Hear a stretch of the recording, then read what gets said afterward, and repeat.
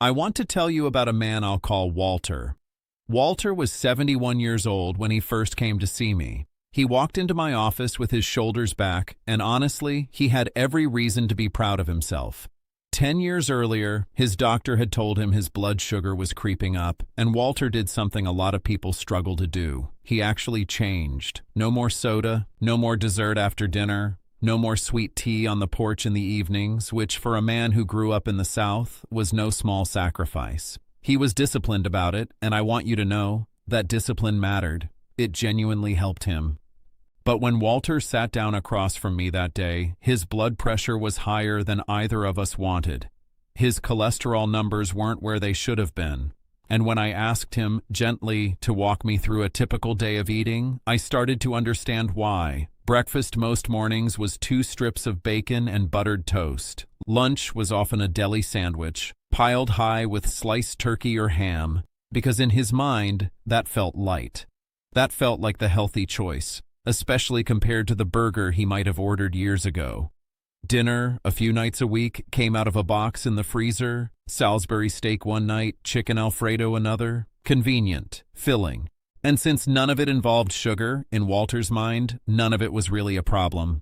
I want to be very clear about something. Walter wasn't careless. He wasn't ignoring his health. He was doing exactly what he believed was right, based on the one warning he had been given years before. Nobody had ever sat down with him and explained that sugar is only one piece of a much larger picture. There's another side of the plate that quietly affects the heart, the arteries, and blood pressure. And it doesn't always announce itself with a bold label on the front of the package. It hides in things that feel completely ordinary, things that feel safe, things that feel, frankly, like what a responsible person is supposed to eat.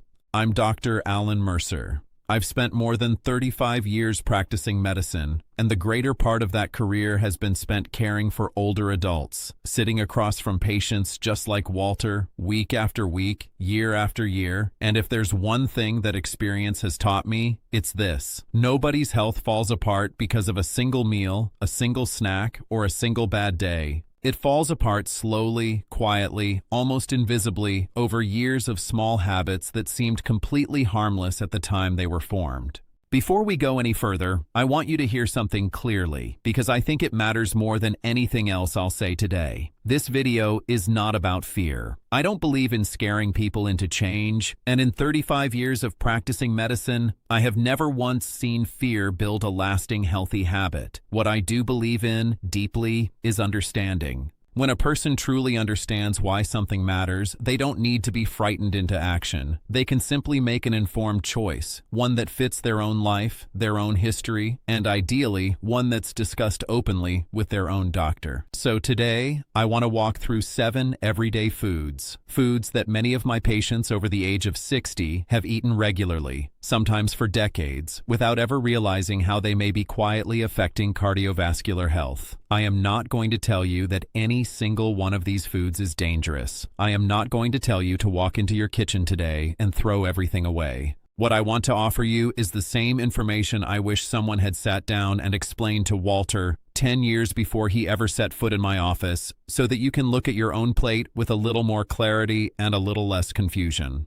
Let's talk for a moment about why this conversation matters more after 60 than it did at 30, or even at 50. As we age, our arteries naturally become somewhat less flexible than they once were. They don't expand and relax with quite the same elasticity, and that stiffening tends to push blood pressure upward, even in people who were never told they had a problem in earlier decades of life. Cholesterol handling shifts as well. The body doesn't clear it from the bloodstream with the same efficiency it once did. Blood sugar regulation can change too, which is part of why type 2 diabetes becomes so much more common in our 60s, 70s, and beyond. And inflammation, something that used to resolve quickly and quietly when we were younger, tends to linger a little longer in the body as we age and can have a greater cumulative effect on the blood vessels over time. I want to be clear that none of this means your body is failing you. It simply means the margin for error narrows just slightly, and the everyday choices we make, the ones that felt inconsequential at 30, may carry a bit more weight now. That, more than anything, is what today's conversation is about. Not perfection, just awareness, offered gently and without judgment.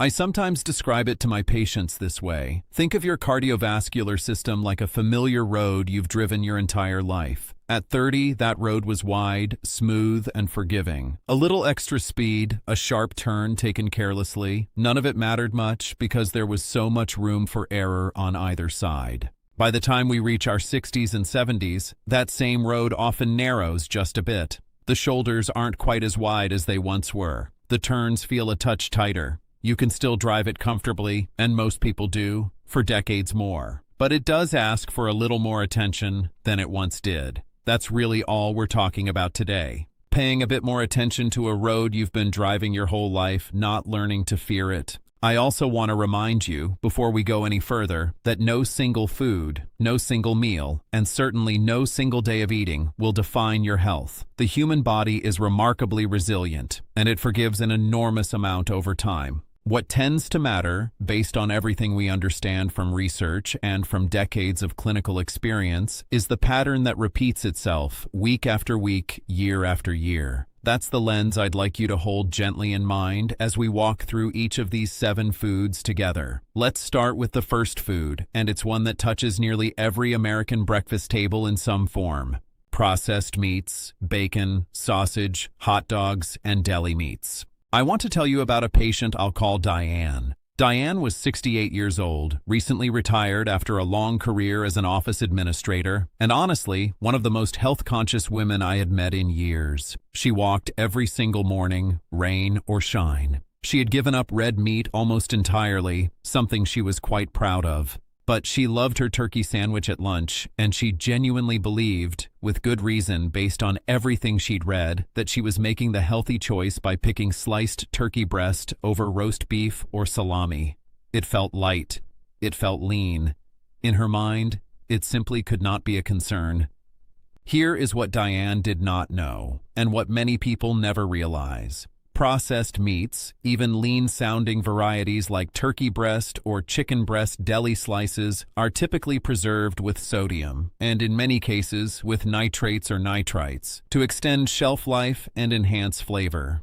A couple of slices on a single sandwich might not seem like much in isolation, but when that sandwich becomes a daily habit, day after day, week after week, the sodium accumulates quickly, often without the person realizing it at all, because processed deli meat doesn't taste overtly salty the way, say, a bag of potato chips does. Research has generally associated regular, frequent consumption of processed meats with an increased cardiovascular risk over time. And for adults over 60, whose blood pressure regulation is already somewhat more sensitive than it was in younger years, that daily habit may contribute more meaningfully than it would have decades earlier. I want to say clearly, this does not mean deli meat is forbidden. It means that frequency and portion size matter enormously. An occasional turkey sandwich is a very different story than one eaten 5 or 6 days a week for years. For patients like Diane, I often suggest a simple swap that many people find surprisingly satisfying. Roasted chicken breast, prepared at home with herbs and citrus instead of salt-heavy seasoning blends, can satisfy that same craving for a sandwich with a fraction of the sodium. Some of my patients keep a rotisserie chicken in the refrigerator through the week and slice it themselves as needed.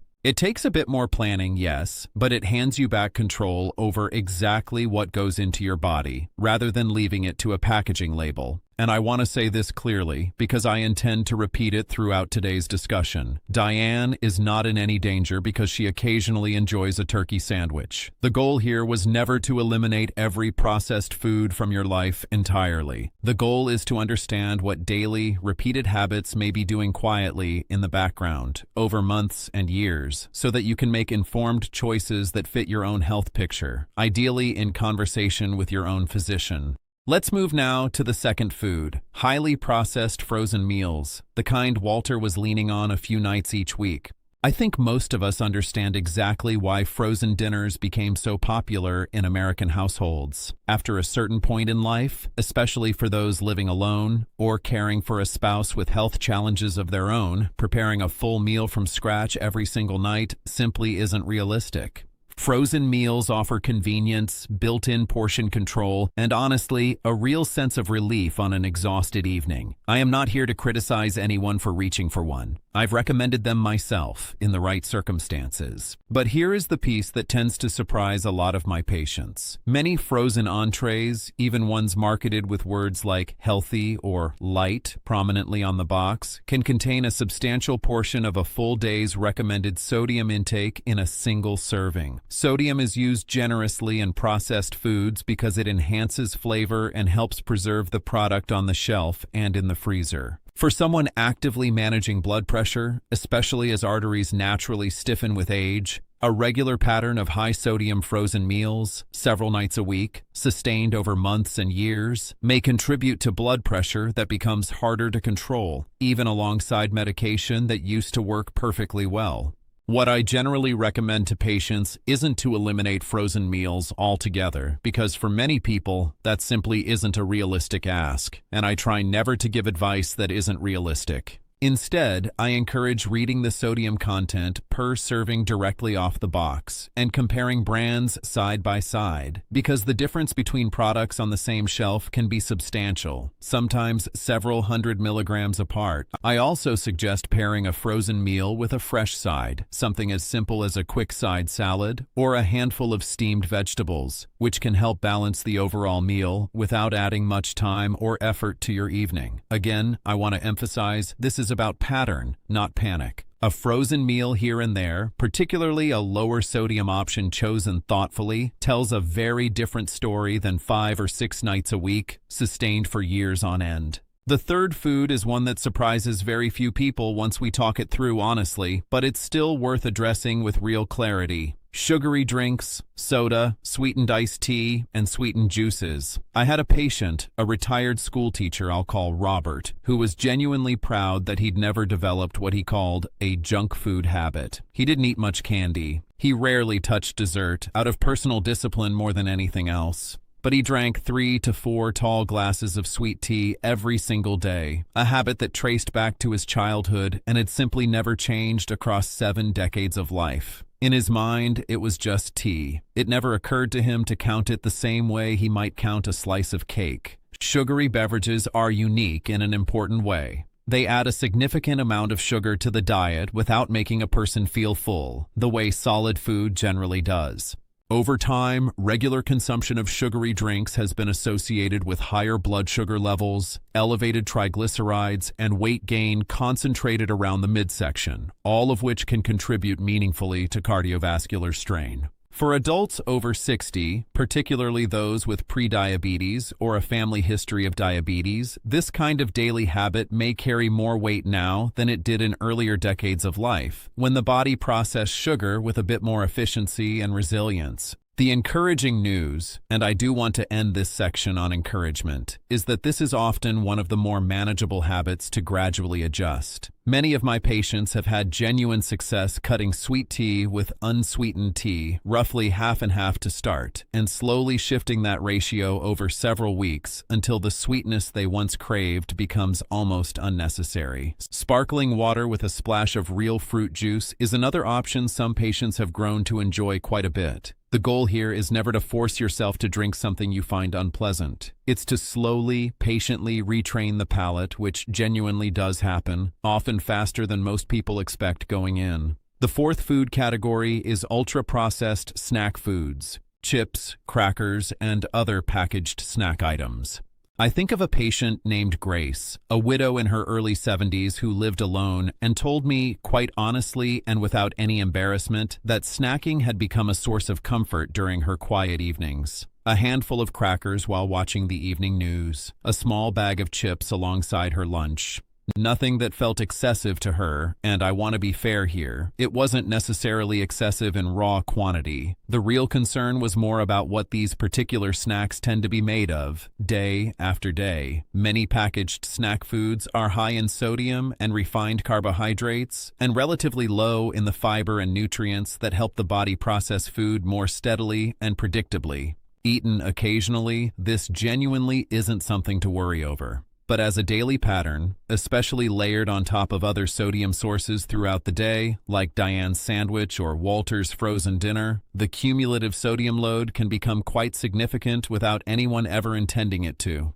For patients like Grace, I often suggest simple, genuinely satisfying alternatives that still deliver that same crunch people find themselves craving in the evening. Air-popped popcorn with a light seasoning of herbs, sliced cucumber or bell pepper with a bit of hummus, unsalted nuts, portioned out in a small bowl rather than eaten straight from a large bag. These swaps aren't about deprivation, and I never frame them that way with my patients. They're about finding something that satisfies that same craving while giving the body something more genuinely useful in return. The fifth food is one I approach with particular gentleness because I know how much comfort and tradition it carries for so many people. Highly processed desserts eaten daily, cakes, pastries, and cookies. I had a patient, a lovely man named Harold, who baked with his late wife for decades, and after she passed away, continued the tradition of having something sweet after dinner every single night, partly out of habit, and partly, I believe, because it kept her memory close to him.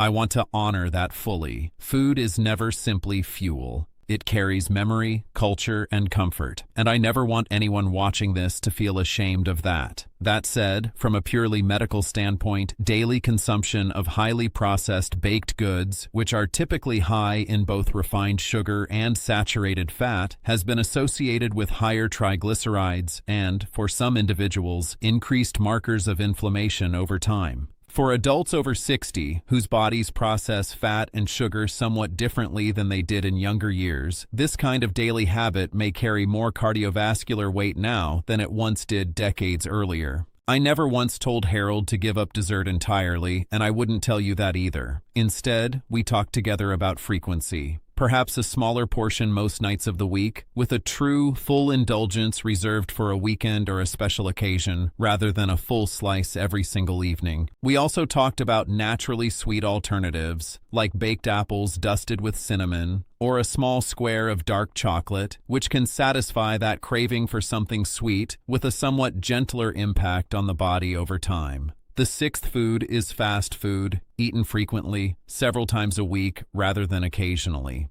I think of a patient named Ellen, a retired nurse, which honestly surprised me a little at first, given her medical background and training. But she told me something I've heard echoed by many patients over the years. After a certain point in life, cooking every single meal from scratch becomes genuinely tiring, especially when living alone. A drive-through meal a couple of times a week felt manageable to her, quick, and honestly, like a small, well-earned treat at the end of a long day. Fast food meals, even ones that seem relatively modest on the surface, often combine several concerning elements at once. High sodium, saturated fat, refined carbohydrates, and larger portion sizes, all bundled together in a single sitting. Occasionally, enjoyed once in a while, this is unlikely to cause meaningful harm. But as a regular pattern, several times a week, sustained over months and years, it may contribute meaningfully to blood pressure, cholesterol, and weight, particularly for adults over 60 who are already managing a somewhat narrower cardiovascular margin than they had at 40. For Ellen, we didn't eliminate fast food from her life. We talked instead about choosing grilled options over fried ones where available, requesting sauces and dressings on the side rather than mixed in, and treating fast food as an occasional convenience reserved for a genuinely busy day rather than a dependable weekly routine. Small, sustainable adjustments, not an all-or-nothing approach that nobody could realistically maintain.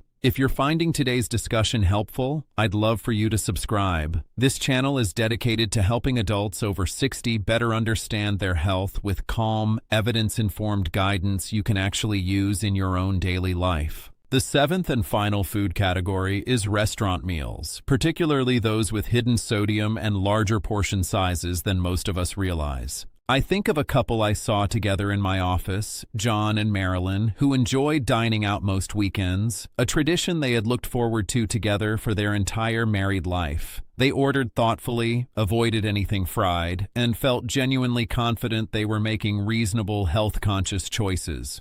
What they didn't realize, and honestly, what most people don't realize, is that even a seemingly simple grilled chicken dish at a sit-down restaurant can contain close to a full day's worth of sodium, largely hidden in the seasoning blends, sauces, and broths used during preparation behind the kitchen doors, things that are rarely obvious from a menu description alone. I want to be clear that this isn't about avoiding restaurants altogether, and I would never suggest giving up something that brings you real joy and connection with the people you love most. It's simply about awareness.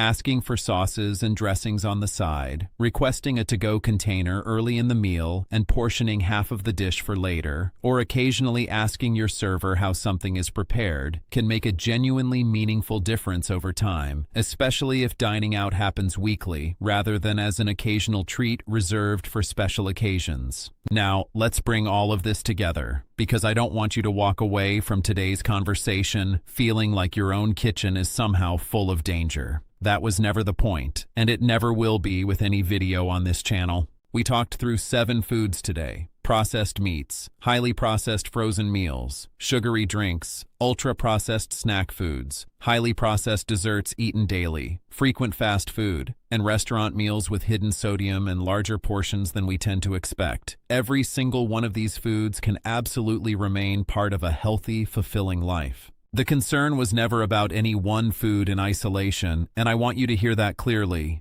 It was always about frequency, about portion size, and about overall pattern, sustained over years, which matters far more than any single ingredient list ever could. Walter didn't develop elevated blood pressure because of one bacon breakfast on one ordinary Tuesday. Diane's cardiovascular health wasn't affected by one turkey sandwich enjoyed on a sunny afternoon. It was the quiet accumulation, over years, of habits that simply felt too ordinary, too routine, to ever question. I want to leave you today with something Walter said to me months after that very first appointment, once his numbers had genuinely started to improve with some thoughtful, gradual adjustments. He looked at me and said, "I wish someone had just explained this to me sooner, not scared me, just explained it the way you just did." That, more than anything else, is exactly what I hope today's conversation has done for you and your own family. If any part of today resonated with your own daily habits, I would gently encourage you to talk openly with your own doctor before making any significant changes, especially if you are currently managing blood pressure, diabetes, or heart disease, or taking medications that may interact meaningfully with dietary changes. Every person's medical history is genuinely different, and what applies broadly in a conversation like this one may not apply in exactly the same way to your own individual situation. I know that for some of you watching, today's conversation may have touched on habits you recognized in your own life, maybe even habits you've carried for 20 or 30 years without ever questioning them. I want you to sit with that gently, not with guilt, but with a kind of quiet curiosity. Ask yourself honestly how often these foods show up in a typical week. Not judging the answer, just noticing it. That noticing, in my experience, is almost always the very first step toward a change that actually lasts, far more than any strict rule ever could be. And if you make no changes at all after watching this, I still want you to walk away with something valuable, which is simply understanding. Understanding why your doctor might ask certain questions at your next visit. Understanding why a label on a box says what it says. Understanding your own body just a little better than you did 30 minutes ago. That, to me, is what good medicine is really about. Not commands, just clarity offered with care. Thank you so much for spending this time with me today. It genuinely means a great deal to me that you'd choose to sit with me for half an hour and think carefully about your own health and your own family's health. If you found today's discussion helpful, please consider subscribing, and I will see you in the next video, where we'll continue exploring together how to age with strength, clarity, and quiet confidence.